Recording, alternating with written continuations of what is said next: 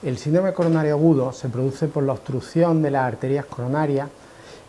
por el acúmulo de depósitos de colesterol, de placas de ateroma, que producen la obstrucción del flujo sanguíneo y como consecuencia un déficit o un defecto en el aporte de oxígeno y de nutrientes al músculo cardíaco. Cuando esta obstrucción ocurre de forma aguda, abrupta, por rotura de una de estas placas de ateroma, es cuando estamos en el contexto de un infarto agudo de miocardio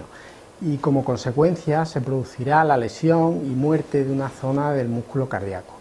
Los factores de riesgo que favorecen la aparición de esta enfermedad son la edad, es una enfermedad típica de edades medias de la vida, en torno a los 50 años en el varón y 60 años en la mujer, el sexo masculino y otros factores modificables y corregibles como la hipertensión, la diabetes, el colesterol y el tabaquismo.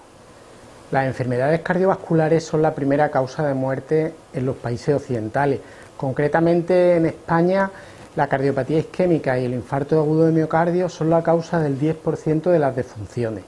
Y esto se debe a que en España ocurren en torno a 50.000 infartos al año. De ellos, el 40% de los pacientes van a fallecer antes de llegar al hospital por arritmias graves que, si no son tratadas adecuadamente en un medio hospitalario, pueden desencadenar un paro cardíaco. Cuando el enfermo llega al hospital, estas cifras de mortalidad se reducen drásticamente, con unas tasas en torno al 2-3% en las primeras 24 o 48 horas.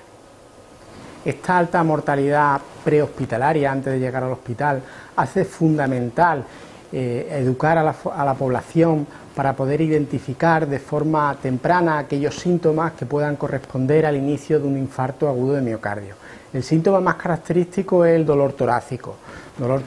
que el enfermo define como opresivo en el centro del pecho, irradiado al lado izquierdo, a veces se irradia a la espalda, a los brazos, al brazo izquierdo,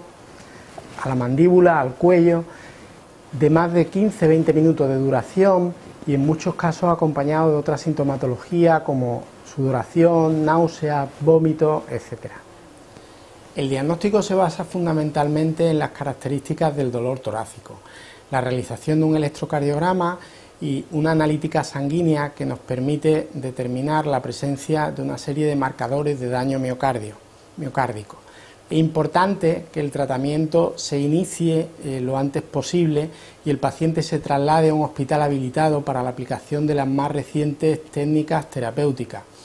El tratamiento del infarto agudo de miocardio es tiempo dependiente, es decir, que cuanto antes se realicen las maniobras y los tratamientos para intentar repermeabilizar la arteria ocluida, mayores serán las posibilidades de supervivencia del paciente. El tiempo en este caso es vida. Cuando el paciente llega al hospital, se mantendrá en reposo, tranquilo, con aporte de oxígeno, monitorización cardíaca y se iniciarán los tratamientos encaminados a intentar desobstruir la arteria ocluida mediante la administración de antiagregantes plaquetarios, antitrombóticos e incluso la fibrinolisis. Todo ello actuará como un desatascador para intentar recuperar el flujo sanguíneo que está bloqueado. Pero la técnica que en nuestros días ha mostrado mejores resultados en la repermeabilización y la reapertura de la arteria es la angioplastia primaria. Esta se realiza mediante un cateterismo cardíaco que nos permite, por un lado, visualizar exactamente dónde están las obstrucciones en la arteria coronaria y, por otro lado, realizar los tratamientos locales, in situ, para desobstruir dicha arteria. Mediante catéteres específicos podemos introducir balones y dispositivos para extraer y aspirar el trombo coronario, para finalizar generalmente con la implantación de un stent coronario, que es un dispositivo metálico que actúa como una sujeción o andamiaje de la pared de la arteria, evitando que ésta se vuelva a obstruir.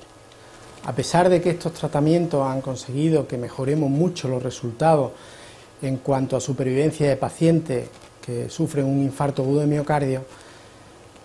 es fundamental realizar una prevención primaria de todos los factores de riesgo corregibles, como hemos comentado, el colesterol, el tabaco, la hipertensión, y por otro lado, concienciar a la población para que ante un dolor torácico sospechoso de origen coronario por sus características ya expuestas, acudan a un centro hospitalario para realizar una serie de técnicas diagnósticas que nos permiten descartar o confirmar esta enfermedad. Con ello, los resultados en cuanto a supervivencia, englobando a los pacientes que desgraciadamente fallecen por arritmias prehospitalarias, mejorarán en el futuro.